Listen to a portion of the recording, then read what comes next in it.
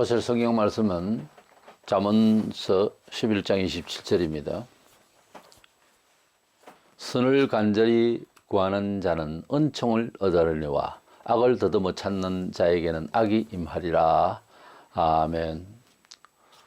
성경에서 선이라고 할 때는 도덕적인 악의 반대라기보다 하나님이 우리에게 제시하신 최선책을 말합니다.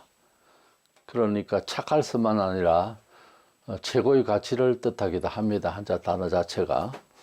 그래서 번역을 할 때에 선 이렇게 번역된 것은 결국은 성경적인 성경 진리대로의 믿음의 처신을 최선책이라 선이라 그렇게 말하고 있는 겁니다.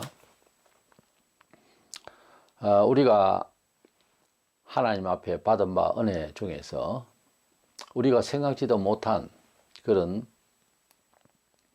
최고의 가치는 예수 그리스도의 십자가의 보혈의 은혜 앞에서 회개하고 우리 죄를 속량해 주심을 믿어지게 될 때, 그렇게 혹은 믿게 될 때 그것을 하나님께서는 우리에게 제일 잘했다고 말씀하시고 그것을 선으로 받아들이는 겁니다. 그러니까 세상에서 도덕적 기준의 어떤 선이라고 하는 그런 척도가 아니고 하나님 앞에 합당하다 그거죠. 그래서 예수를 믿어서 구원받는 것은 우리가 하나님을 찾으러 가다가 만난 법칙이 아니고 밖에서 우리에게 찾아와 주셔서 이 기쁜 소식인 복음을 우리에게 전달해 주셔서 그 내용 자체를 이래저래 다 평가하기 전에 마음에 깨달아져서 믿어진 겁니다. 그래서 예수를 믿고 속죄함을 받고 부활의 영생을 약속받는다라고 하는 이 인지는 하나님의 계시에 속해요. 사람마다 그 믿음을 들어보면 모두가 다 그렇게 믿어졌다는 거지 자기가 억지로 찾다가 만난 예수도 아니겠고 그렇게 진리를 믿는 사람이 잘 없어요. 은혜를 주셔서 믿어졌다 이거죠. 그럼에도 불구하고 하나님은 우리에게 생명받는 법을 주셨으니 복음을 들을 때 믿으라고 했습니다. 그래서 성경 진리는 믿음으로 믿음에 이른다 그랬어요. 우리가 무엇을 과학적으로 분석해서 이해하려고 하는 합리적인 사고방식으로 또는 통계에 의해서 그렇게 세상을 취급하고 처세를 합니다마는 하나님의 말씀은 미처 우리가 다 깨닫기 전에 이것을 완전자이시고 심판자이신 하나님의 음성으로 알고 순종하면서 믿고 의존할 때에 그 정당성을 깨닫는 거예요. 이게 좀 다른 차원에서의 지식이 생깁니다. 그래서 믿음을 이성적으로 따지고 19세기부터 인간의 상황윤리에 맞춰서 이해한답시고 여러 측면으로 이렇게 따지고 연구하다가 보니까 믿어야 정작 좋아지는데 믿어야 할 바를 믿지 못하고 연구를 하다 보니까 오히려 믿음이 안 생기게 되는 그 대신 하나님을 오히려 오해시키는 이런 학문이 되어버렸어요. 그렇게 신학이 자유주의 신학이 이렇게 하는 것이 알고 보면 철학이 되어버린 거예요. 교회에서는 철학적 사고방식을 혹은 심리학적인 또는 뜻도 모르는 신비주의적인 그런 종교를 통해서 문화생활 잘 하라는 그런 권면을 위한 곳이 아니에요. 이것은 정말 하나님을 만나는 곳이고 그 하나님을 어떤 분으로 하나님이라 해야 될지에 대해서도 아직까지 여러 가지 학습적인 또는 여러 가지 정신적인 인프라가 없어요. 그런데도 하나님을 의지할 수 있는 순종으로 나갈 때 그것이 깨달아지는 겁니다. 자가당착에 빠지는 것이 아니라 정말로 깨달아져서 신구약 성경의 그 역사가 거의 1400~1500년 이상 되는 그런 어간의 역사가 기록되어 있는 성경 자체가 창세기부터 계시록까지 성경 전체가 한 통 속으로 읽혀지는 것부터 시작해 신기하고 하나님의 말씀이니까 그렇습니다. 하나님은 옛날이나 미래나 현재나 똑같이 보시기 때문에 그래요. 그 뜻이 같이 통하고 관심이 없다가 기독교 역사를 2000년여간의 역사를 쭉 하는 들으면은 너무 신기하게도 우리가 믿으려고 해서 믿어진 지식이 사실은 헛된 지식이 아니고 바른 지식이라는 것까지 깨닫게 되는 거죠. 그래서 우리가 하나님을 만났다 혹은 예수님을 구주로 믿어져서 내가 속죄함을 받고 영혼이 기쁘다 이런 실질적인 체험이 있게 되는데요. 마치 이성가족이 만난 것처럼 하나님을 만나서 상보한 마음으로 크게 기뻐해서 눈물까지 흘리면서 그렇게 즐거워하는 시간이 원래 생깁니다. 그렇게 이렇게 되는 것의 이제 변화, 이런 인식은 하나님의 계시에 의해서 모두가 다 어떤 사람은 더 노력해서 어떤 사람은 덜 노력해서 만난 구원은 아니고 하나님께서 전적으로 베풀어 주신, 지금도 여전히 기회를 주신 구원의 은총의 복입니다. 그리고 또 한 가지는 믿고 생활하면서 하나님의 인도하심, 여러 가지 인도하심, 문화생활에 대해서 적극적으로 우리가 하나님의 뜻 가운데서 소위 말하면 복을 받는 법에 대해서 생각을 하려고 합니다. 그 복은 가만히 있는데 주시는 건 아닐 것 아닙니까? 그래서 은총을 받는 그 법이 어떤 거냐 하는 점을 말씀을 나누고자 합니다.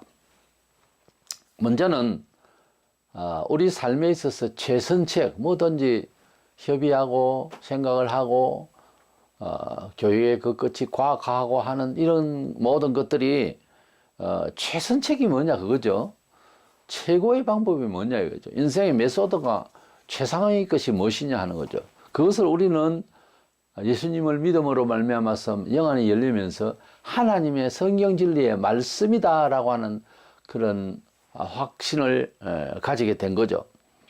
근데 그 하나님 말씀대로 산다는 것이 구체적으로 어떤 거냐 보면 하나님의 은총대로 살면 분명히 최선책이고 직선 코스고 확실한 능력의 코스다. 은혜를 받는 복을 받는 법칙이다. 이렇게 이제 인정을 하고 믿게 되는 건데 구약 성경 시대에 하나님의 지금 우리가 가지고 있는 성경책과 같은 어떤 책이 있어서가 아니라 족장 시대에는 아브라함이나 욥이나 이런 시대에는 하늘에서 음성이 그냥 바로 들려서 직통 계시를 받았습니다. 그러니까 가만히 있는데 그냥 과학적으로 귀로 들리는 소리가 아니고 어떤 권위 있게 순복하지 않으면 안 되는 인지를 주시면서 어떤 계시의 음성이 들린 거예요. 그러니까 어떠한 사람이라도 하나님이 부르시면 그 말에 대해서 신의 음성이라고 인정 안 할 수가 없는, 의문이 없는 그런 소리로 임한 거죠. 그래서 이것은 하나님이 부르시는 음성이다 이렇게 되는 거예요. 제가 저기에 예수 믿을 때에 몸이 너무 아프고 쇠약해 있었기 때문에 한 번 이제 잠이 들면 쓰러지는 그런 몸이었습니다. 새벽기도 가야 되는데 새벽기도 또 못 일어나고 걱정이 돼서 하나님 4시 5분 전좀 깨워주세요. 그러면 제가 일어날 수 있습니다. 이러고 이제 잠을 잤어요. 근데 정수야 이래서 불러서 깼는데 눈을 딱 떠보니까 정말 벽시계가 4시 5분 전을 가리켰어요. 4시 5분 전은 5분 정도 걸리는 교회당에 가서 첫 종을 치고 그럼 재종을 4시 반에 칩니다. 그래서 4시에 종을 치기 위해서 4시 5분 전이라 했던 거예요. 그게 정확하게 시계가 고장난 것처럼 딱 서가 있는 거예요. 그래서 이제 즐거운 마음으로 새벽 기도를 갔습니다만은 평생 잊지 못하는 그 소리인데 그 소리는 나를 너무 잘 아시는 하나님의 음성으로 나를 부르시는 음성으로 아주 확신했고 그림처럼 뚜렷하게 소리였는데 내 눈앞에 그림처럼 아직도 남아 있습니다. 그런 계시를 이제 아브라함은 그 우상 도시에서 아버지도 우상을 만들어 팔고 하는 그런 상황인데도 그 찌들킨 마음이 어떻게 해서 하나님께서 아브라함아 부르시고 이제 이끌어 주시는 소리를 들었을까 하는 겁니다.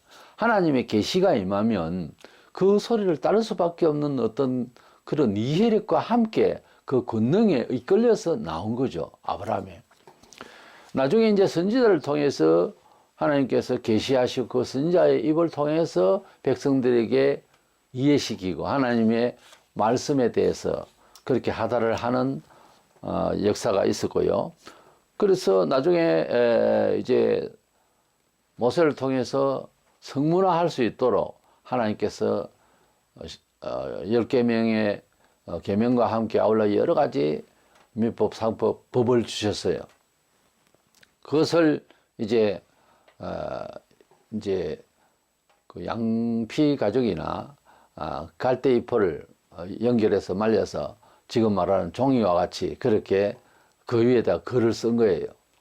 그래서 이제 성문화되어 있으니까 언제라도 계시하신 말씀을 또 들려주고 또 해석해주고 이럴 수가 있었죠. 그러다가 신약 시대 때 예수님이 오셔서 말씀이 육신이 되신 분이라 그랬습니다. 요한복음 1장 1절에 태초에 말씀이 계시니라 이 말씀이 하나님과 함께 계셨으니 이 말씀이 곧 하나님이시라. 그러니까 말씀은 하나님의 존재 양식이에요. 하나님은 말씀으로 소리로서 존재하신다 그 말이에요. 형상을 우리가 볼 수는 없고 근데 그 말씀이 육신의 옷을 입고 오셨으니 요한복음 1장 14절에 말씀이 육신을 입고 오신 분이 하나님의 아들 예수라 그랬어요. 그러니까 예수님은 말씀의 본체예요. 결국은 예수님은 아들로서 오셨지만은 성자 하나님이세요. 원리가 그렇게 됩니다. 실제 말씀이 육신을 입고 오신 분이니까 예수님이 무슨 말씀을 하시면 하나님께서 천지를 지으시고 그리고 빛이 있으라 이런 명령을 하시니까 빛이 생기고 모든 것을 말씀하시면 다 만들어지고 다 되었습니다. 그럼 예수님께서 풍랑이 있는 바다 위에 있던 배 위에 제자들이 불안해할 때 예수님께서 발로 그냥 걸어서 바다 위로 걸어오시고 또 풍랑을 잔잔하게 하시고 바람을 고요케 하시고 하는 왜냐하면 창조주 되시니까 그렇게 지배를 할 수가 있고 그리고 통과를 할 수가 있으신 분이었어요.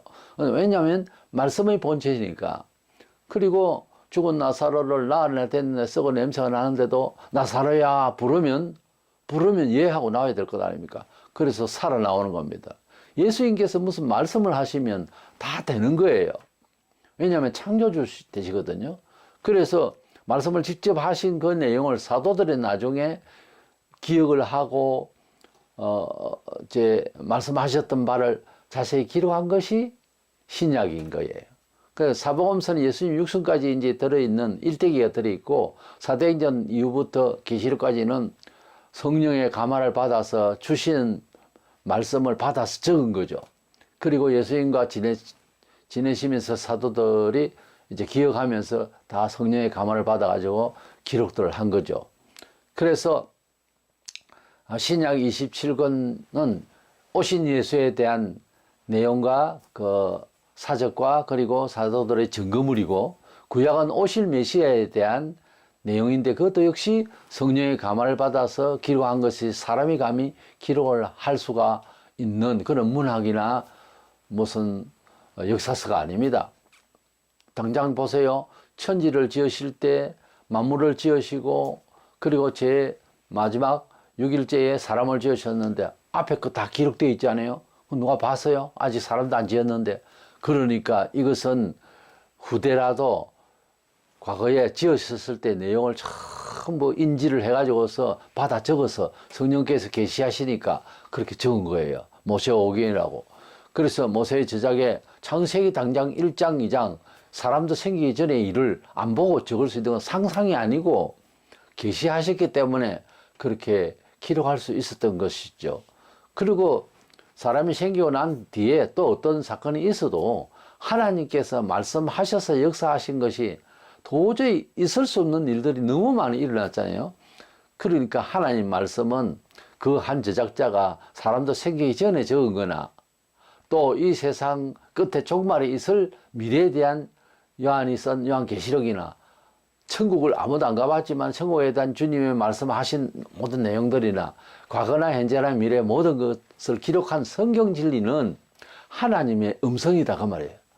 그러니까 하나님의 음성이, 즉 하나님의 의도가, 하나님의 사상이, 하나님의 지시와 하나님의 계시가 족장시대 때부터 선지자를 통해서 또는 모세를 통해서 성문화한 말씀이나 율법, 그리고 이제 예수님께 직접 오셔서 하신 사복음서 안에 있는 내용이나 사도행전부터 전거되가 있는 사도들이 말씀하신 그런 기록된 말씀이나, 그래서 성경 66권은 전부 다 하나님의 지금 하신 말씀처럼 계시적인 말씀이다 그 말이에요. 물론 개인의 생활에 대한 방향 감각이라든지 선택의 여지라든지 이런 것은 개인적인 응답이 있어야 되겠지만은 우리가 모두가 공유해야 되는 복음 사상, 은총에 대한 그런 하나님 신실하신 약속에 대해서는 그 처음에 받았을 때 그 사람이나 내게나 같이 하신 말씀이다 이거예요. 그러니까 하나님의 말씀은 계시의 말씀이고, 그렇기 때문에 하나님의 말씀을 이것을 성경으로 기록할 때에는 그 사람의 심정이 아니고 그 사람의 모든 자율적인 이성적인 또 가지고 있는 기질이 발휘는 되지만 의도를 목표하는 뜻에서 기록할 때는 성령이 기록을 했어요. 때문에 베드로서 1장 21절에 예언은 언제든지 사람의 뜻으로 낸 것이 아니요 오직 성령의 감동하심을 받은 사람들이 하나님께 받아 말한 것임이라 그랬어요.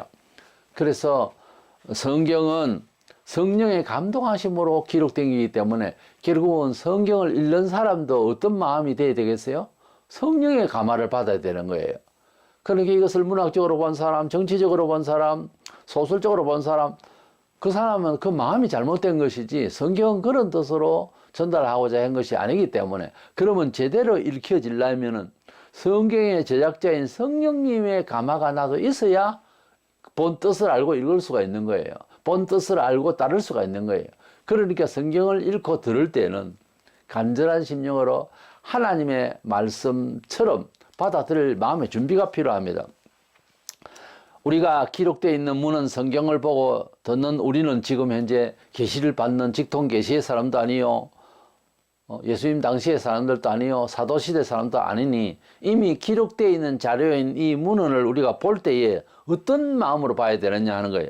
데살로니가 전서 2장 13절에 이러므로 우리가 하나님께 끊임없이 감사하면 너희가 우리에게 들은 바 하나님 말씀을 받을 때에 사람의 말로 받지 아니하고 하나님의 말씀으로 받음이니 진실로 그러하도다. 이 말씀이 또한 너희 믿는 자 가운데 역사하느니라 그랬습니다. 그러니까 지금 현재 우리가 받고 있는 신구약 성경 말씀은 사람의 말로 받지 말고 하나님의 음성으로 받아들여라. 성경이 그렇게 말씀하고 있잖아요. 때문에 하나님 말씀을 들을 때는 인간적인 이치나 이런 걸 자꾸 머리에 돌리면서 생각을 하고 받아들이거나 연구를 하면 이건 실패합니다. 하나님의 계시의 말씀이다. 물론 계시가 얼른 이해가 안 되죠. 그렇지만 계시의 음성이고 하나님의 명령이시다, 하나님의 신실한 약속이시다, 이렇게 믿음으로 고백하는 마음으로 이 마음을 다해서 엎드려서 그렇게 들어야 하는 태도가 필요합니다. 그렇지 않으면은 어떤 식견을 가지고 뭘 보겠다 이러면은 그만 그게 안 믿어져요. 기적이 일어나지 않는다고 말이에요. 하나님 말씀을 들을 때에 사람의 말로 듣지 않고 하나님 음성으로 들으려고 해야 된다 했는데 어떻게 하는 방법이 있겠는가? 한두 가지로 생각을 하는데, 먼저는 성경을 아주 자주 듣고 읽을 때 애독하고 사모하는 마음으로 읽어야 되고, 그래서 성경을 자주 듣고 배우고 하는 시간을 많이 가지면은 하나님의 말씀인갑다, 그렇게 깨달아지는 영이 열립니다.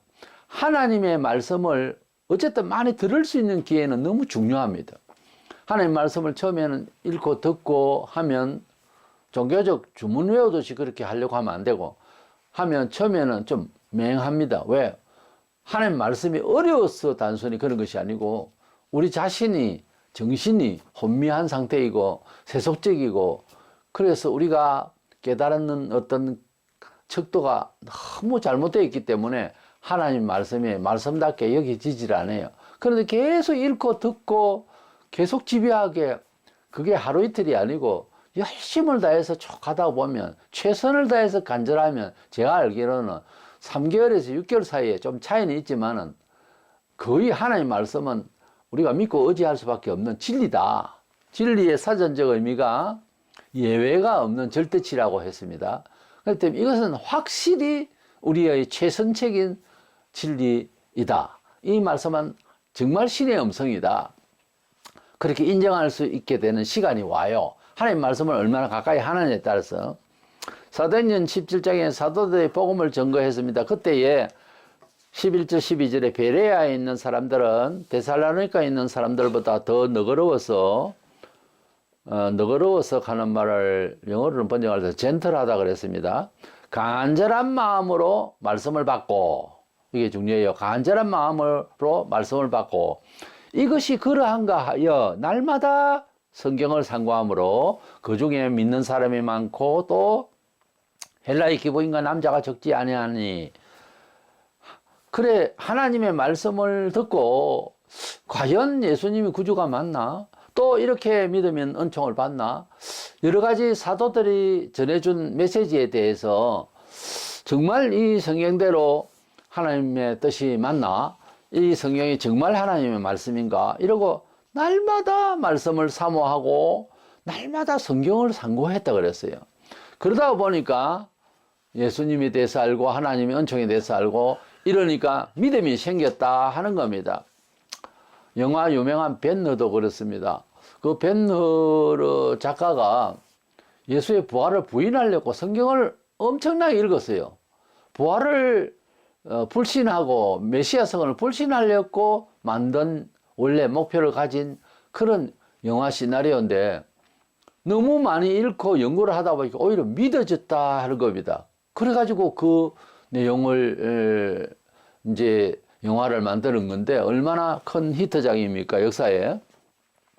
하나님의 말씀을 자꾸 읽다가 보면은 믿어지게 되는, 믿음으로 믿음의 이해가 되는 그런 순간이 온다는 거죠. 과거 이야기지만 어떤 도둑이 이제 성경학교에 이제 그 방에 들어가서, 잠자는 방에 들어가서 기숙사에 들어가서 이제 물건을 훔쳤는데 거기에 이제 성경이 하나 들어있었던 거예요. 묵직하게. 집에 가져와서 그것을 뭐 책이 없던 시절이라 이제 그 궁금하기도 하고 이래서 펴서 계속 읽었대요. 근데 그 도적이 그 책이 이상하다 그러면서 자꾸 읽었는데 결국은 예수님을 믿게 되었다는 그런 예가 있습니다. 우리가 하나님의 말씀을 대해 가져서 하나님의 말씀대로 이제 읽고 자꾸 생각을 그렇게 바꾸면은 믿어지게 되는 놀라운 힘이 있어요, 말씀 자체가. 성화 스님이라고 그 사람도 아주 몇 대째 주지 스님인데 뭔가 일이 잘못돼 가지고 감옥에 들어가서 있을 때에 신약성은 기도 내비에서 보통 발행하는 그 책을 준 거예요, 누가. 그래서 이 사람은 학문도 많이 하고 한 사람에서 책을 읽어보니까 자기는 평생을 돌을 닦아도 마음대로 안 되는데 성경을 보니까 구원받는 방법이 너무 간단한 거예요. 하나님의 아들 예수님을 믿기만 하면은 죄사함을 얻는다 이렇게 되는 거예요. 근데 불교에는 그것이 아니거든요. 고행을 해야 되고 이래야 되는데 이렇게 하나님이 사랑이 많으셔서 우리를 죄사해 주시려고 아들 하나밖에 없는 아들을 희생을 시키셨다. 이 내용이지 않습니까? 기독교의 구원의 원리가. 거기에서 무릎을 치고 너무 놀래가지고 예수를 믿게 돼서 나중에 목사가 되고 일생을 불도신 자들이 얼마나 핍박을 하고 해도 복음을 많이 증거하셨죠. 그런데 우리가 하나님의 말씀을 지금도 마찬가지로 하나님 말씀은 하나님 말씀처럼 신기하게 여기고 읽고 듣고 자꾸 하는 중에 깨달아지는 겁니다.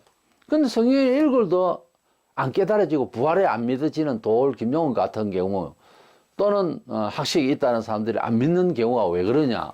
객관적으로 보면 오히려 지식이 있고 학습량이 많은 사람이 빨리 성경을 인정할 것 같은데 안 그래요.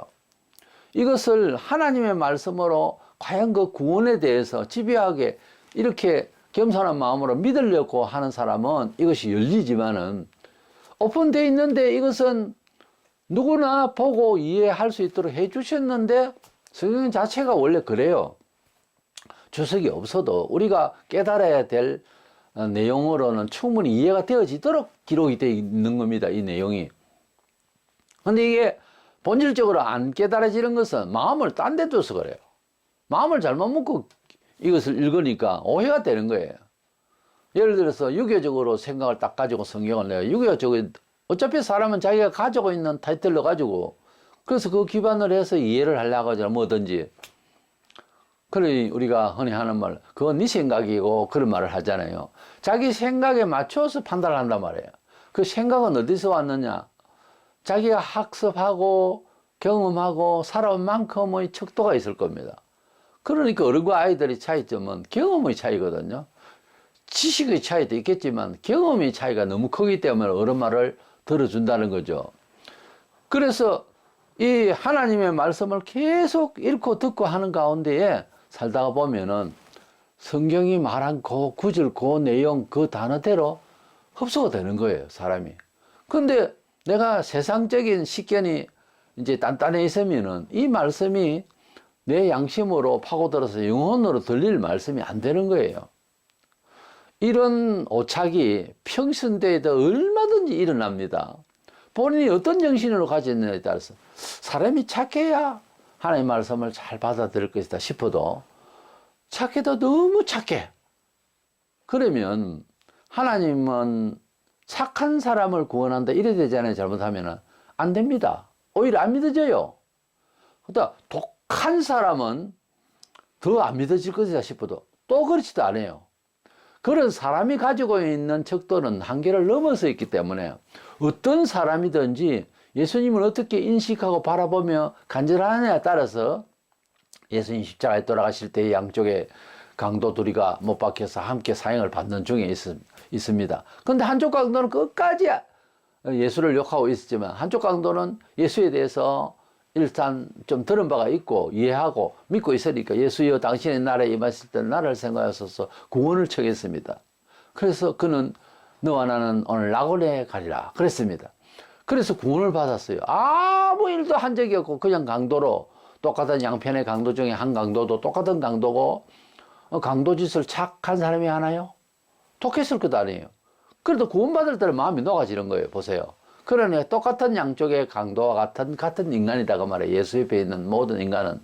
그런데 마음먹기에 따라서 이렇게 구원을 받으시는 마음이 녹아지는 경우의 사람도 있고 끝까지 안 되는 사람이 있단 말이에요.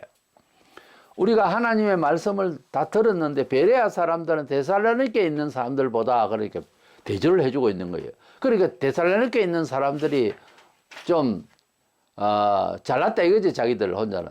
그러나 베레아 사람들은 너무 착해가지고 너그러워서 그러나 젠틀하다 그래야 신사적으로 마음이 차분하게 겸양이 있다 이거죠. 그런 사람이다가 보니까 말씀을 순종하면서 이 말씀을 사모하면서 과연 그럴까 하고 기대치를 최선을 올려서 자꾸 읽어보는 거예요. 그러다가 예수님을 믿게 된 거예요.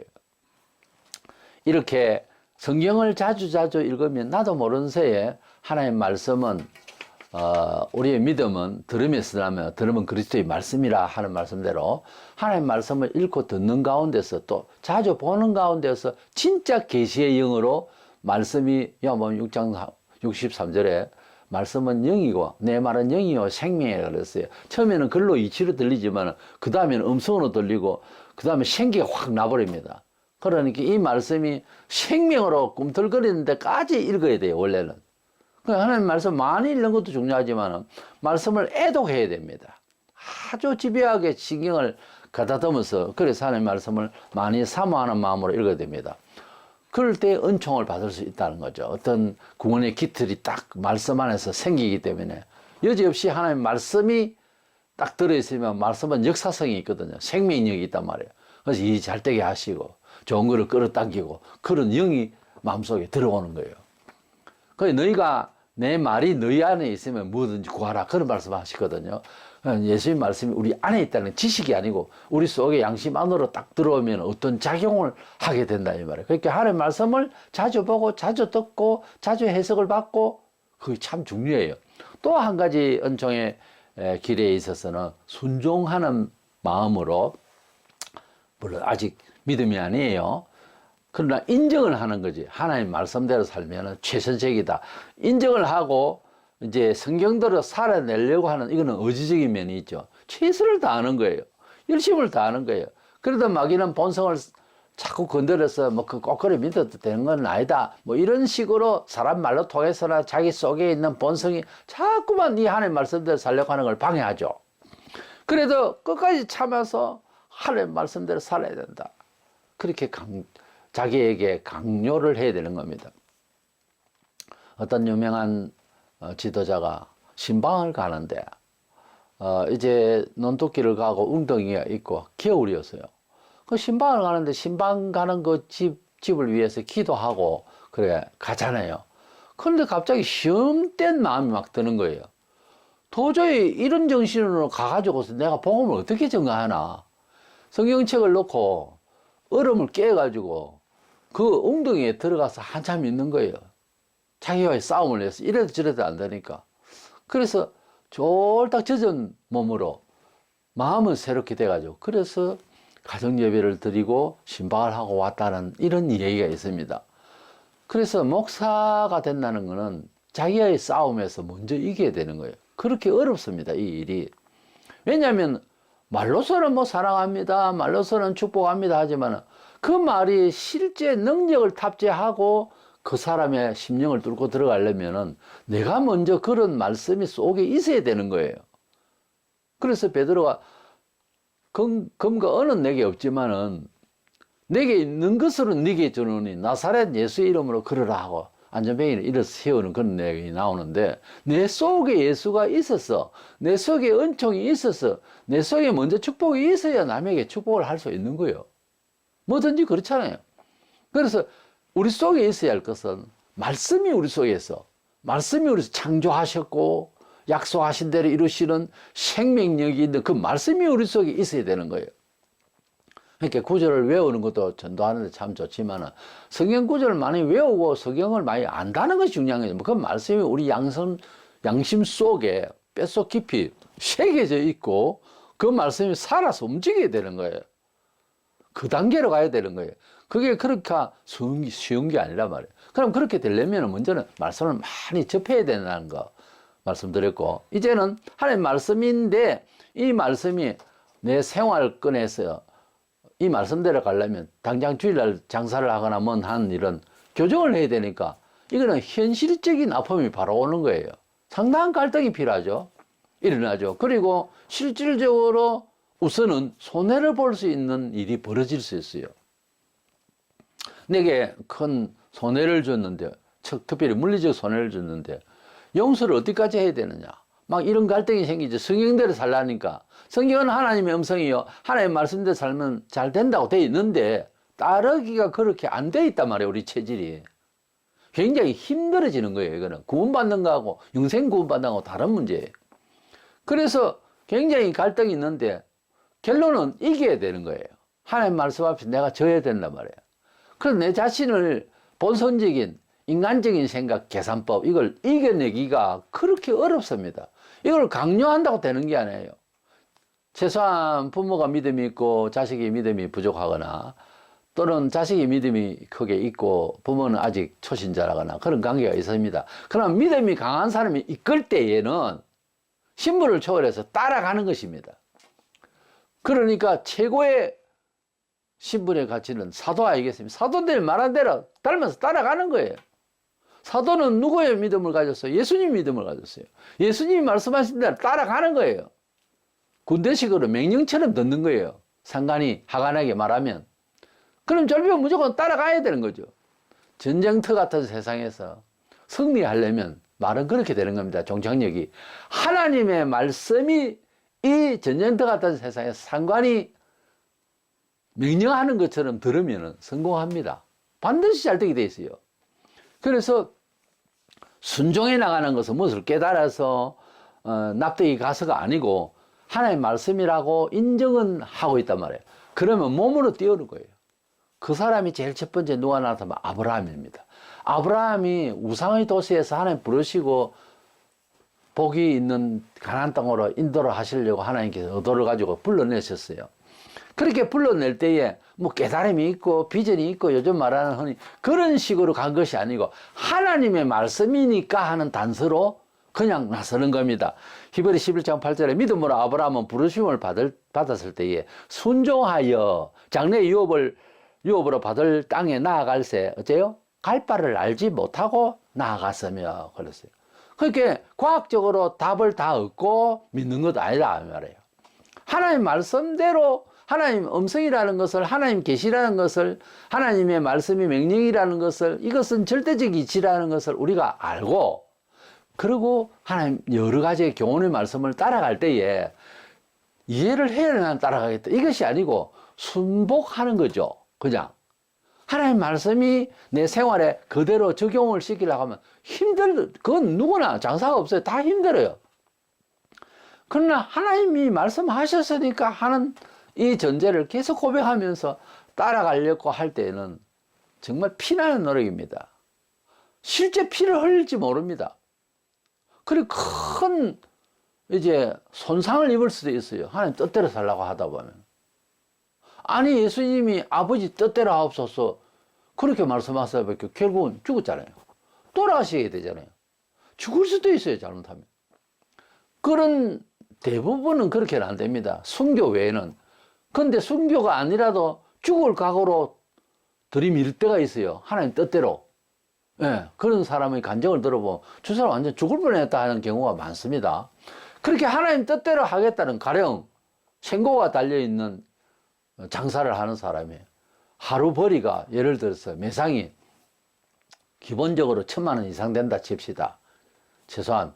근데 주일 성수한다고 예배 드리고 오늘 온전히 천국을 가게 되는 마음으로서 사는 듯이 오늘 천국 대합실과 같은 곳에 천국 가는 열차를 기다리는 사람 마냥 일도 안 하고 아무것도 안 하고 여기에 교회에서 예배하는 중심으로 오늘 하루를 살겠다. 이런 마음을 먹고 샤트를 내리고 장사를 안 한다. 그게 쉬운 일은 아니잖아요. 절대 쉽지 않죠.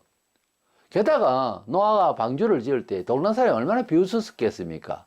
그것도 하루 이틀이 아니고 약 80년 전후 약 100년 가까이 지었을 건데. 그런데 지금도 마찬가지로 방주를 짓듯이 믿음의 인생을 지어가는 거 아니겠습니까? 우리들이. 그리고 믿음으로 살아가는 모든 순종이 녹록치가 않는 거예요. 특별히 믿는 사람끼리 비난을 더 할 수 있어요. 그거 너무 과하다. 혼자 잘 믿는 척 하지 마라. 뭐 이럴 수도 있고요. 특별히 불신자와의 혈육 관계에 더 피나는 그런 핍박이 생길 수가 있습니다.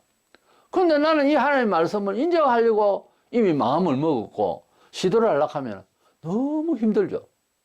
그런데 하나님께서 힘을 좀 도와주실 거예요. 그래서 즐거운 마음으로 이렇게 해보고 싶다. 어떤 사람은 아예 막 내 즐거움에 사무쳐서 너무 좋아가지고 다른 사람들 개의치도 않는 이런 정말 멋진 순종이에요. 그렇게 되면 더 복을 많이 받을 수 있어요. 그러나 그렇지도 않고 긴가민가 이런 의심도 오고 이래도 하나님만 말씀이니까 하고 따라가는 거예요. 질질 끌어가듯이. 어때든지 몸으로 뛰어보는 거예요. 그러면요 좋은 결과가 와버려요. 아브라함이 그래서 복의 근원이 되어버렸잖아요. 우리가 하나님 말씀을 받을 때에 갈 바를 알지 못하고 이 말은 합리적인 어떤 이해가 됐다 이 말이 아니에요. 안 됐다 이 말이지. 근데 우리 하나님 말씀을 받아들일 때는 약간 좀 바보스럽게 보이듯이 그렇게 선택하고 순종하는 겁니다. 그래 하다 보면 마귀가 시험을 해요. 너 다른 사람은 그렇게 하도 안 하는데 너만 그렇게 믿는다고 하면 결과가 좋겠냐 이렇게 뭐 계산법을 들이대고 굉장히 힘들어져요. 그런 때도 온다고요. 그래도 하나님의 말씀이니까 하고 사탄은 물러가라 하고 하나님 말씀대로 살려고 하면은 생활도 피폐해질 수도 있고 한동안 굉장히 힘들어질 수도 있어요. 기회도 다 놓치는 것 같고. 그런데 때가 되면요 결국은 승리하는 것을 줄 때는 무슨 비를 기다리는 농부에게 폭우를 내리듯이 갑자기 하나님께서 은혜를 주실 때 보면 막 흥분하고 두려워요. 그래 하나님의 은혜를 확인하게 되면 아무 일도 못하게 되는 그런 경우까지 갑니다. 사람이 제정신이 아니에요. 쳐다보고 있으면. 홍해가 갈라지고 맨땅이 되고 이스라엘 백성이 쫓아오는 바로의 군대를 피해서 그 홍해를 건너갈 때 제정신으로 건너갔겠습니까? 하나님의 인도하심이 열릴 때는요, 이게 뭐지? 광야에서 하늘에서 음식이 떨어졌어요. 손가락만한 그런 이제 과자 같은 그런 게 떨어졌어요. 그것을 이제 매일 가서 주워서 자기 먹을 만큼만 담아라 그래서 먹게 됐는데, 그 만나 이름이 What is this? 이게 뭐지? 이런 거예요. 하나님께서 내려주시는 은총이라고 하는 것은 무슨 이런 일이 있지? 이렇게 돼야 되는 거예요. 그게 은혜라는 겁니다. 하나님께서 주시는 사생활의 모든 것도 은혜로 버스를 타고 성령차를 몰고 회사에 일을 하고 밥을 먹고 사람과 교제하고 이런 가운데서도 먼저 하나님께서 와 계시고 먼저 하나님께서 인도하셨고 하는 그런 영감으로 살면 세상 하나도 겁날 거 없습니다. 너무 좋은 거예요. 그런데 그렇게 되려면 어쩐다? 순종이에요. 하나님의 절대적인 말씀이 온 교회도 부패해져서 시대마다 지금 그렇죠. 이렇게 되어지더라도 노아 8 식구만 구원 받은 건 뭡니까? 순종을 했어요. 순종을 하는 건 아프다고 힘들고 지루하고 수십 년을 그 배를 만들려고 생각을 해보세요. 그렇게 끝까지 가면 하나님께서 어느 날 햇볕 받는 날을 주신다 이거예요. 그러면 그동안에 살아가는 모든 과정이 힘들었는데 그 힘든 것이 하나님의 인도하심이 보여서 다시 그림을 보면 하나님께서 늘 함께 하셨네 하는 생각이 듭니다. 사업을 하든 가정사든 뭐든 간에 하나님이 인도하시면 늘 있는데 우리가 두려워가지고 못 깨달아. 그러니까 우리가 보장할 수 있는 확신은 뭐다? 하나님을 내가 과연 많이 사랑하느냐? 그 기초는 말씀대로 지금 내가 순종을 하고 있느냐 이거예요. 입만 똑똑하지 말고 신학적으로 뭘 논쟁을 할 것이 아니라 내가 생각대로 그렇게 하나님의 말씀을 인정하고 따라가느냐 하는 그걸 반성하면 지금은 그림이 다 안 보여도 나중에 은혜 주실 때 체험을 하게 될 때는 뒤돌아보면 내가 그때 순종을 잘했구나 하는 생각이 든다 그거죠. 그래서 하나님의 말씀대로 살아가는 것이 최선책이다 하는 이 확정은 말씀을 많이 가까이 하고 듣고 애독하고 또 어떤 데는 모르지만 먼저 믿고 깨달은 사람이거나 지도자가 말을 하거나 성경에 읽어볼 때 그렇게 요구하는 순종을 요구하는 말씀, 하나님의 말씀을 진리를 내가 확신을 했으면 이제 몸으로 띄우는 거예요.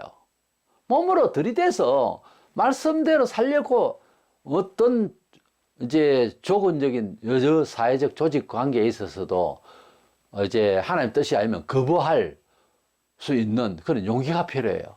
어떤 면에서 약간의 모험심이 필요하죠. 왜냐하면 하나님 인정했으니까 그래 해보는 거예요. 그렇게 했을 때에 굉장히 핍박이 있습니다. 또 갈등이 옵니다. 힘들어져요. 그래도 하나님 말씀대로는 가야지 이런 생각을 가지고 있으면 결국은 승리하게 되어 있습니다. 구약의 모든 은혜 받은 사람들 다 그랬어요. 기독교 2000년 동안 은혜 받은 사람들 이야기 다 들어보면 한없이 힘들고 울고 불고 그래도 하나님의 뜻대로 살려고 노력했더니 결과가 좋았더라. 이게 간증의 끝이거든요. 간증 하나도 들어보면 참 인생 허무하네 이거로 끝나면 그건 아니죠. 간증이 아니죠. 하나님 앞에서 신앙 고백이 간증인데 그걸 들어보면 모두가 다 똑같은 경험을 한 거예요. 힘든 거예요. 왜? 하나님 뜻대로 살라니까. 근데 간증이 없는 사람은요 힘 안 들어요. 예수 믿기 때문에 힘든 이야기가 별로 없어요. 왜? 순종하면 따라갈 생각을 안 했거든. 필요하면 싹 피해버리고 그러니까 간증이 생길 게 없지. 간증의 공통점은요 고난이 있었다는 겁니다. 다. 잘 되기 전에 십자가의 행각이 있고 난 뒤에 부활이 있듯이 당장에 행각의 시간이 없고 바로 부활 그렇게 믿으려고 하니까 소위 한탕주의로 그런 식으로 하려고 하니까 하나님을 아주 무슨 방방이 요술 방방이처럼 생각하는 그런 성향이 우리 한국교회에 좀 있어요. 아니 많이 있어요. 그러니 바른 신앙이 안 되는 거예요. 이래서 순종으로 밀고 나갔던 아브라함이 뭘 알아서가 아니고 하나님 말씀이니까 하고 갔더니 그렇게 은총을 받고 많은 종들을 두고 하는 부유한 은총을 받았던 그런 세상의 은총이라면 그래서 많은 복을 받았던 아브라함이고 믿음의 조상이라 할 만큼 불리워지게 된 것이죠. 그래서 첫 번째 우리가 하나님의 은총을 받는 법은 뭐다? 하나님의 말씀을 가까이 하고 순종함으로 말씀이 우리의 최선책이다 하는 것이 확실히 인식이 되어져야 된다. 두 번째로는 믿어졌는데 우리가 할 일은 뭔가 하면 그 뜻대로 살기를 간구하는데 간절해야 됩니다. 우리 기독교인들의 그 생활 패턴에서 공통된 필수사항이 뭔가 하면 기도 생활이에요. 내가 하나님을 어떻게 알고 어떻게 살아가려고 하는 것까지 다 같이 해도 기도가 부족하면 안 되는 거예요. 자연히 순종하며 살아가려 할 때 핍박이 생기고 힘들고 할 때 기도할 수밖에 없지만은 일단 기도하는 생활은 아주 중요합니다. 이것이 빠지면 안 된다는 거죠. 선을 간절히 구하는 자는 은총을 얻으려니와 그렇게 본문에 그랬는데 간절히 구한다는데 이 간절이라는 말 샤하라라는 단어를 찾아보니까 부지런히 그 말이야. 아침 일찍부터 그렇게 돼 있어요. 이 뜻이. 그러니까 아침 일찍부터 저녁 해질 때까지 잘 때는 그만두더라도 잘 때까지 부지런히 찾고 간구하고 애를 쓴다고 말이죠. 잠언서 8장 17절에 나를 사랑하는 자들이 나의 사랑을 입으면 나를 간절히 찾는 자가 나를 만날 것이니라. 하나님을 만난다는 것은 단순한 얘기 아니에요. 그리고 사회적 관계에 있어서도 높은 위치에 있는 사람 아무나 만나줘요? 시간도 없는데 우리가 하나님을 적어도 만난다고 하는 것은 굉장한 그런 순간이고 정말 세상에 비길 수가 없는 그런 어려운 시간이잖아요. 그 하나님을 내가 만난다 하는 개념을 가지려면 너무너무 간절해야 되는 거예요. 사람 만나는 건 아무것도 아니에요. 아무리 높은 사람이고 아무리 직위가 높아도 그 사람은 어떻게든지 만나려면 만나겠죠. 근데 하나님은 아무나 만나지는 못해요. 백두산에 올라간다고 만나지는 것도 아니고 하나님을 만나는 만큼의 내 마음이 간절할 일이 세상에 또 없을 겁니다. 그만큼 간절해야 되는 거예요. 시편 69편 3절에 내가 부르짖음으로 피곤하여 나의 목이 마르며 나의 하나님을 바라서 나의 눈이 쇠하였나이다 그랬습니다. 얼마나 시편 기자가 얼마나 하나님을 찾아 만나기를 간절했으면 눈이 따갑도 우리가 보면 세상이 이래도 너무 그리워하고 너무 애타게 이제 신경을 쓰고라면 눈이 마릅니다.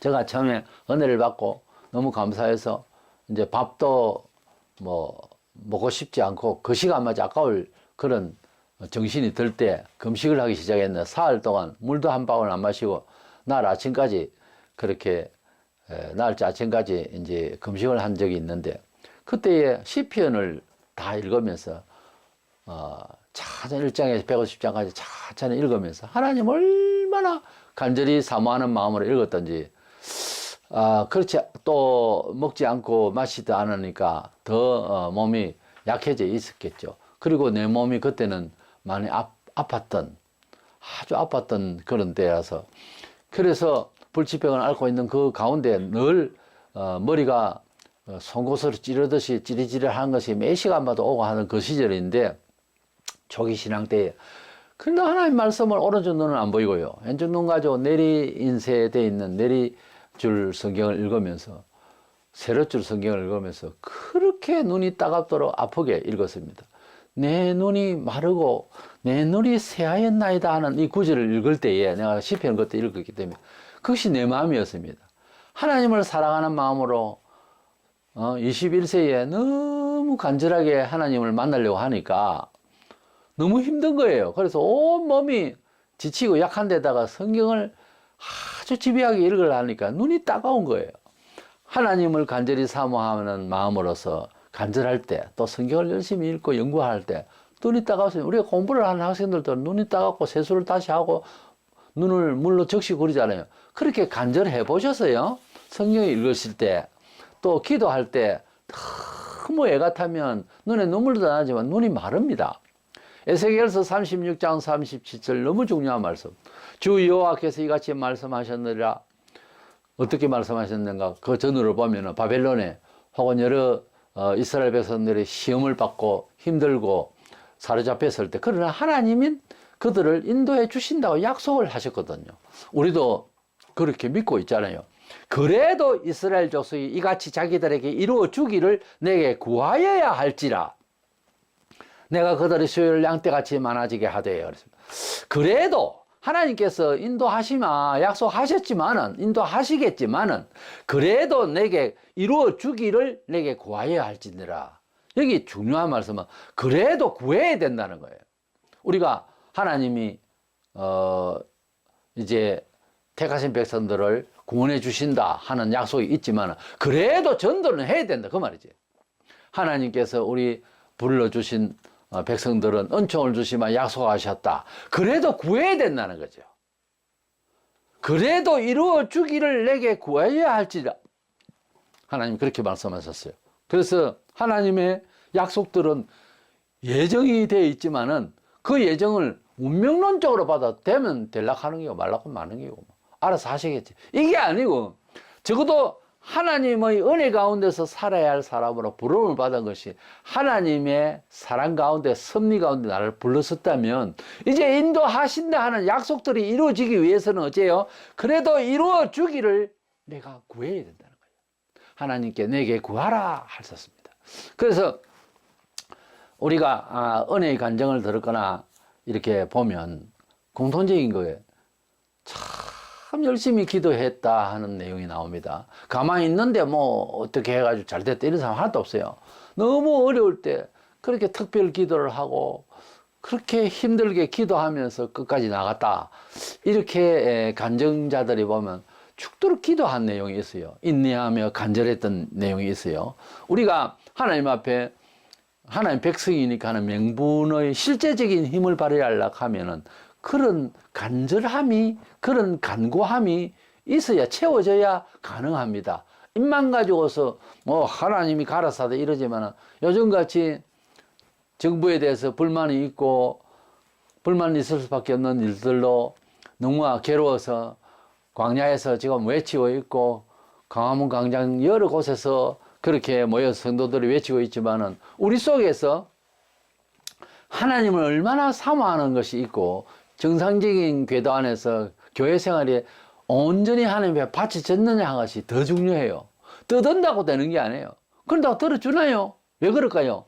우리 속에 하나님이 말씀하신 그 말씀에 능력이 없으니까 입으로는 성도라고 하고 옳은 소리를 막 하고 이래 해야 되지만은 그건 아니거든요. 그래서 그들을 감화시킬 수 있을 만큼 우리가 본분의 모습에 충실하냐 이거죠. 그래서 못난 부부는 맨날 나무라 내가 뭐라 그랬어? 내 말이 틀렸어? 뭐 틀렸다 그랬어요? 욱박지른다고 되는 게 아니에요. 감화를 먼저 줄 수 있는 부모의 입장 정리가 먼저 돼야 된다. 똑같은 이야기예요.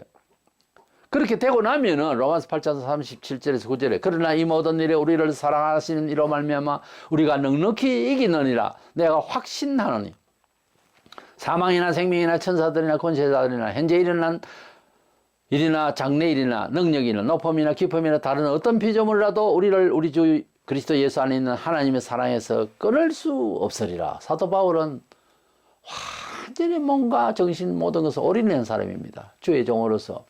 그렇게 하다 보니까 하나님께서 힘을 주시니까 마음에 있는 말을 이렇게 고백하는 거야. 어떤 무엇이 하나님과 나와의 관계에 있는 이 사랑의 끈을 어떻게 끊을 수 있느냐. 아무도 손댈 수가 없다. 이런 믿음이 생기는 거예요. 이것을 아무 짓도 안 하고 충성도 없고 간절하지 않는 놈이 이것을 읽고 막 외운다고 내가 능력이 생기나요? 아니에요. 외울 걸 외워야지. 이거는 바울의 개인적이고도 지극히 경험적인 자기 자신의 신앙 고백입니다. 이렇게 되려면 바울처럼 살아보려고 해야죠. 그것도 아닌데 이것을 외우고 고백한다고 해서 내가 그런 사람 화 됩니까? 안 되는 거예요. 이러한 믿음도 하나님께 소망을 두는 영적인 간절함이 있어야 그렇게 생겨지고 이 구절을 고백한다고 다 되어지는 것은 아닙니다. 물질과 환경적인 요소에 마음을 두기보다 하나님의 선하신 뜻을 판단하고 그리고 고민할 줄 알 때 간절한 것은요 이것이 하나님 뜻이냐 아니냐 하는 것을 아주 예민하게 섬세하게 구분을 해야 됩니다.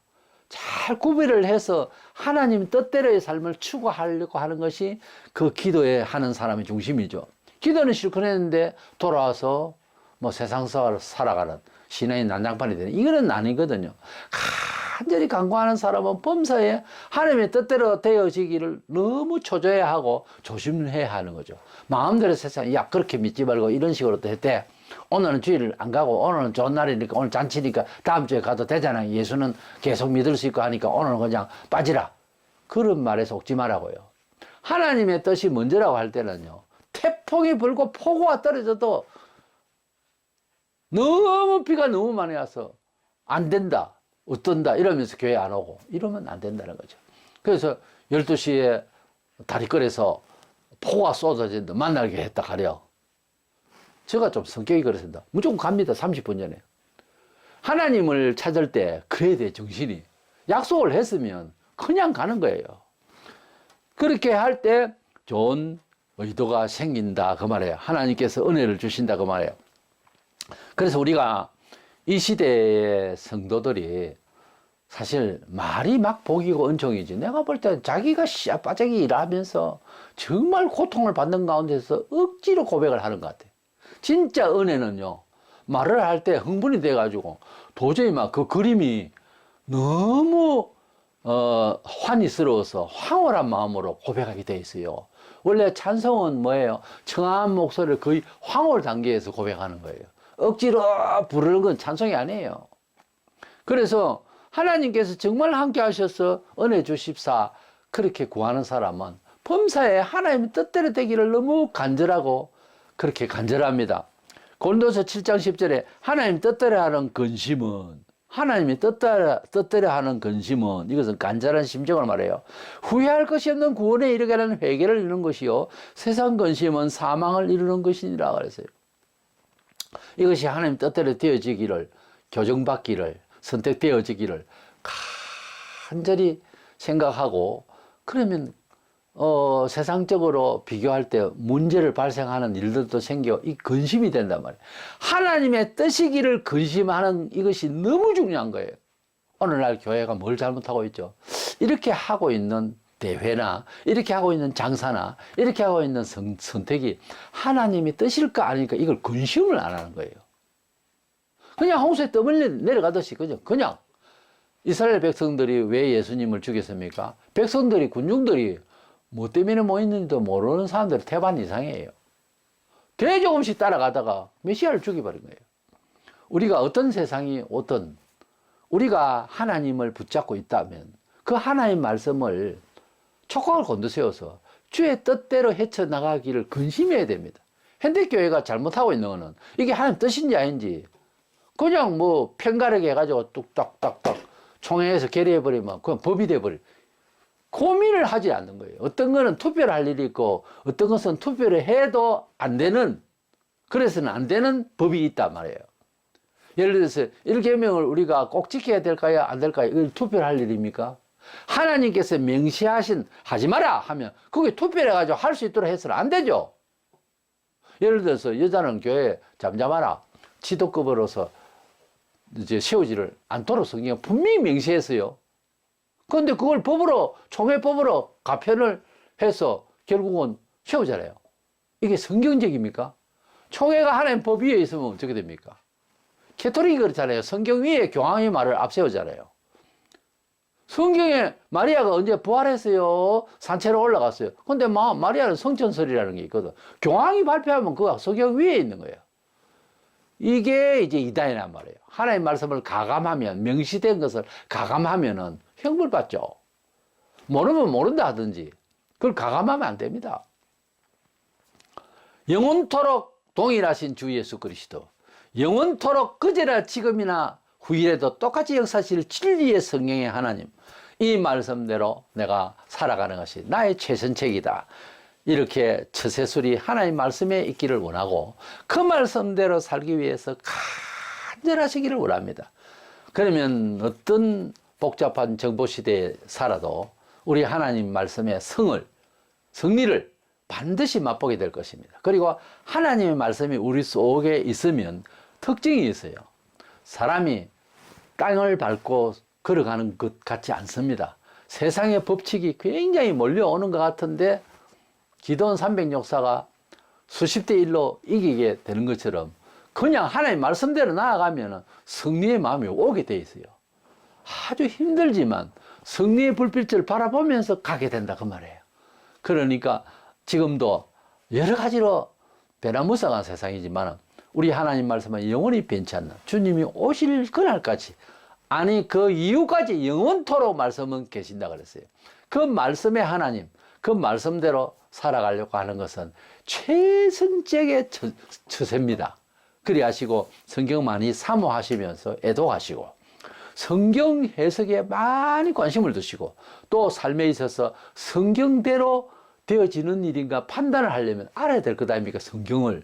그래서 이 척도를 마음에 많이 품을수록 하나님의 말씀을 많이 읽고 이해할수록 살아가는 처세에서 적용하기가 좀 더 낫죠. 선택의 여지에 있어서. 이래서 은총 얻는 법은 뭐다? 하나님의 말씀의 절대치가 나의 처세의 최선책이 된다 하는 이 믿음으로 나아가시면 반드시 은총을 받을 줄로 믿고 꼭 성경대로 살아가기를 주의 이름으로 축원합니다.